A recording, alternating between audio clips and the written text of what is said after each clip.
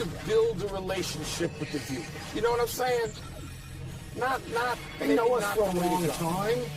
They know you have contempt for them. And they know that I'm on their side. I think that's been the dynamic for all these years. What do you think? Welcome to PTI, boys and girls. In today's episode, the Saudi Tour tries to make its mark at the Masters. Victor Wembanyama goes ham. What does that mean? Ham. And Scott Van Pelt joins us for 5 good minutes.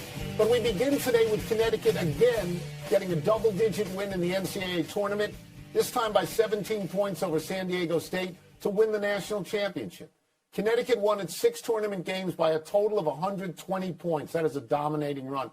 Wilbon, what does Uconn's title mean for the school and the Big East's focus on basketball?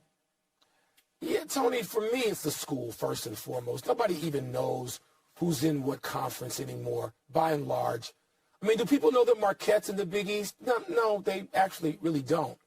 It means everything to the school, because when they put that graphic up there last night that had Uconn right beside Duke and Indiana, I mean, seriously, 25 years ago, you wouldn't have said that. I mean, you could start saying it because Jim Calhoun had some terrific teams. And, yes, they were the centerpiece then of the Big East when conference affiliation really, really, truly mattered.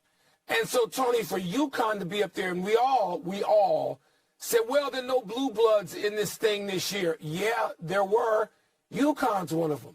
And they were even that with 4. And so certainly with a 5th championship since, 1999, I guess? A 5th championship in that time. Uconn's among them. I don't know who. Yeah, I do, because I covered the Big East. I covered the Big East, and you were there at the inception of the Big East. And we sat with Dave Gavitt, and we obsessed over this new conference that introduced basketball really and truly to this network. But it means everything to the school. I don't know about the conference. I'm not going to draw a straight line from the Big East to winning the national championship. I understand they're a basketball conference, and I understand almost every other big conference is a football conference because that's where the money is. But if you are then saying to me that they have some sort of cultural advantage over other schools, I'm going to say no. They have no advantage over Duke or Michigan State or Kansas or whoever else you want to list in there as basketball schools. And if you're going to try to make the case to me that football schools don't care about basketball and don't play it well, I'm going to say to you, this year, Alabama, a football school was the #1 seed in Miami. A football school was in the Final Four. So I'm not buying that. But I'm going to go to the school, to Connecticut.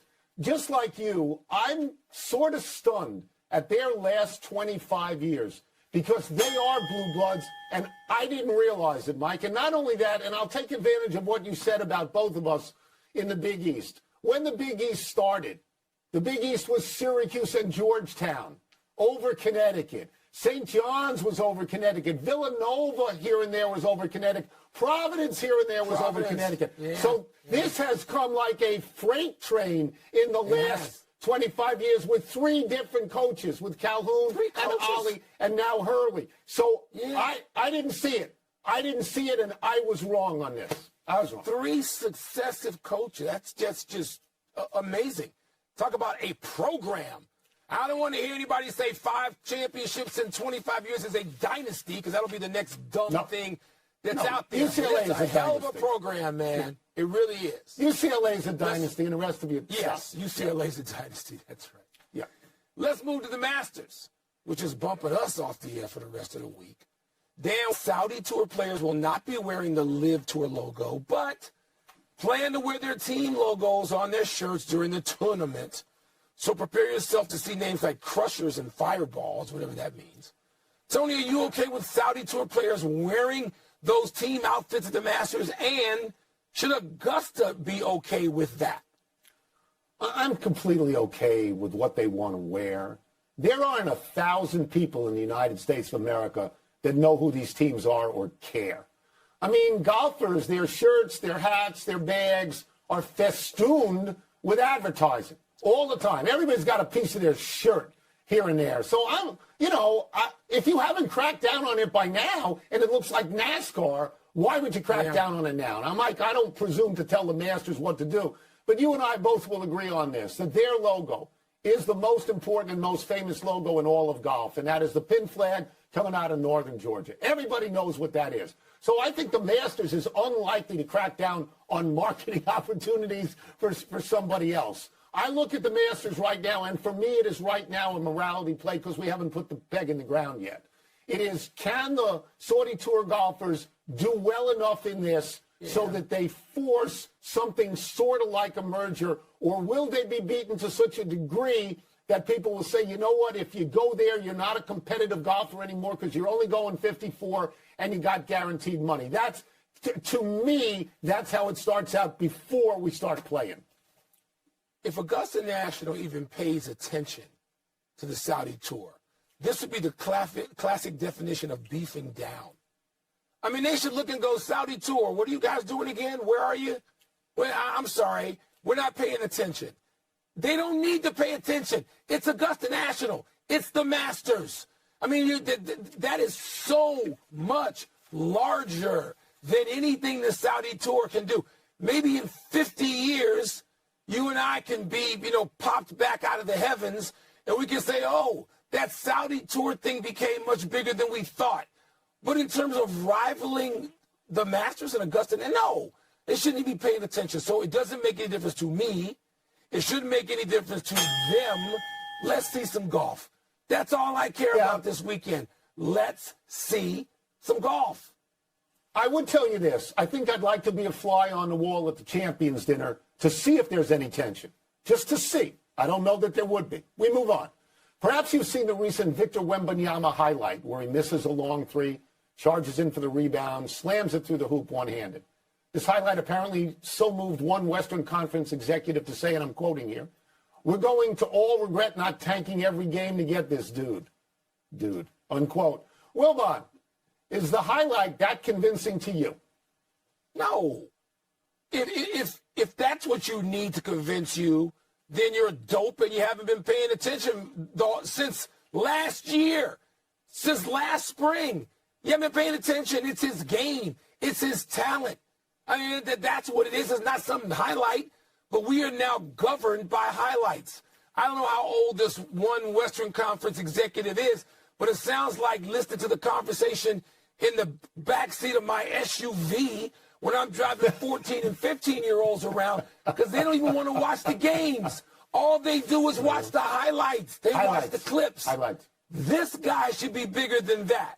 He can get the actual games beamed into his office or onto his phone to watch more than the clips of Mr. Wembanyama. Yeah, so as you know, I'm not a TikTok guy and I'm not a YouTube guy. I saw this clip. It's really nice, but I've seen clips of cats playing the piano and singing, so I don't really know where to rate it. Here's the deal. The reasonable response to watching this clip is this. Well, let's see him do it when Antetokounmpo's on the court, and then we'll have something to talk about.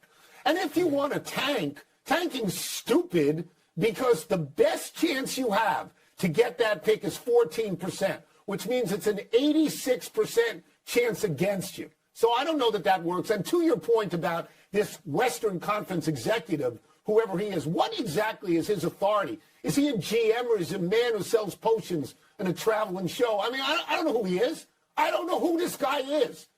Do we think Wembanyama can be great? Yeah, but you know what, Mike? In the old NBA, when you put a body on somebody, Wembanyama might not be that great starting out. Yeah, but you can't put a body on him. Because if I was going to pick a body, I would say either, Maurice Lucas or Rick Mahorn. I'd put that body or Charles Oakley on him. But you can't put a body on him, Tone. I will say this in favor of one thing the Western Conference executive said. I would have tanked for him. I would. Because he appears to be that kind of once every other generational player. I was hoping the Bulls would tank. Because to get in a play-in and lose to Toronto, where they'll still be in the lottery, I guess, at that point, I tank for him. But most teams are not. And I said this going back to October, Tony. Most teams are not tanking for him. They want to get in the play-in, and that's where most will be. Morning, it's a perfect time to bring in our great friend from Augusta, Mr. Scott Van Pelt. Scott, so let's start with this. Wilbon and I are newspaper guys. So when we go to events, we are always looking for the column.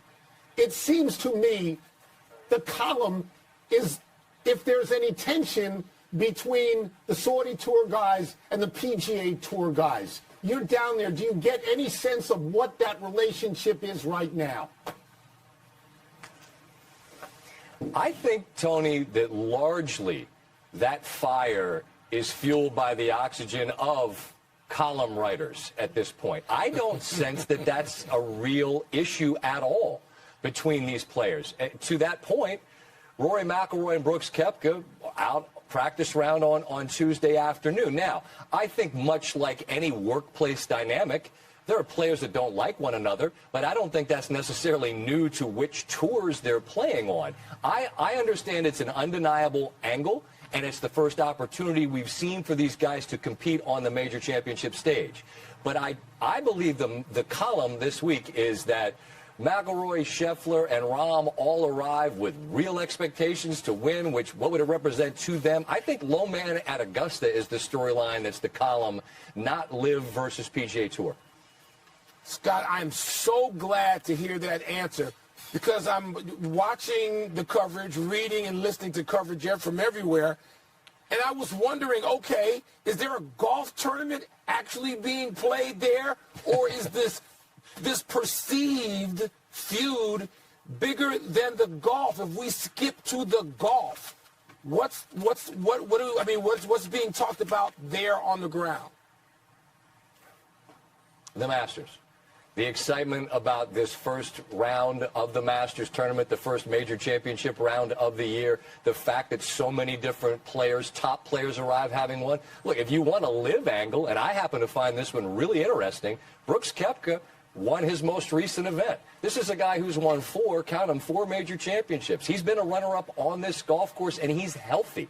I happen to think he's a very interesting storyline, but it's as it relates to the Masters, not which tour he's affiliated with. So I think it's a resounding yes. Honestly, Michael, here I get 0 sense. I mean, you walk around amongst the patrons, there are thousands of people. No one's said a word to me, not a single word. Hey, Scott, how about Live? Nothing. They want to know who's going to win. I bet people have said, Scott, how about Tiger? And so we go there quite naturally. I mean, how does he look? I'm looking at him thinking, that's a noticeable limp. And then I'm like, well, stop it. Maybe it's not a noticeable limp. What's the word on his health? And just the buzz around Tiger Woods as we go into this. As you know, Michael, he's one of one. He's that singular player who, if he were to birdie 2 or 3 in a row, would be enough to entice you to the edge of your seat to wonder, maybe, right? And as Rory McIlroy, who played practice rounds with him, said, he's got all the shots. Then Tiger came in for his presser and said the same. Look, I can hit every shot. The question is, how can I get up and down, and how can I get around this golf course? And that is a question that we don't know the answer to, and I'm afraid will be impacted by weather, which sounds like it might be really ugly. I mean, we're talking about potentially going from the 90s on Wednesday to the low to mid-50s and a bunch of rain on Saturday. So how does that impact the golf course and the tournament? Well, that will impact everybody, but it might impact Tiger's ability to get up and down and around more so than anybody. So I'm afraid that could be the one the caveat as it relates to his chances. Thank God you mentioned weather, because Wilbon and I are so old that we are obsessed with weather, and we wanted to know about the weather. So now we can move on, and I'll get you out of here on this. This is something that's expected of you. Are there 1 or 2 or 3 or 4 people where you say, I think they can win? By the end of Sunday, I think they can win. Well, the 3 I mentioned earlier that I think are the biggest talking points, the Rory, Scottie Scheffler, and Jon Rahm trio. I mean, there's like a prop. Would you take them or the field? I'd always say give me the field, just because that means I get everybody else, and there are plenty who could still win. I think Xander Schauffele's a player who could win. I think Jordan Spieth, his imagination around here, the fact that he's won here, the fact that weather could be part of it, I think might eliminate some.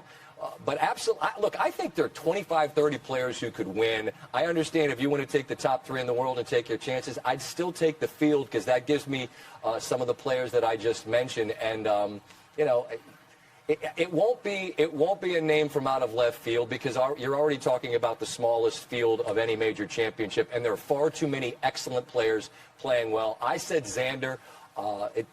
If I can pick him out of a hat, and I ought to play the Powerball, but I mean, I'll take my shot with him. Thank you, Scott, and enjoy yourself down there. Scott, Thank appreciate you. it. Love you, miss you. Coverage of the Masters on ESPN begins tomorrow with the Par 3 tournament at noon Eastern on ESPN+. Let's take one last break. Still to come is Bill Belichick looking to trade Mac Jones.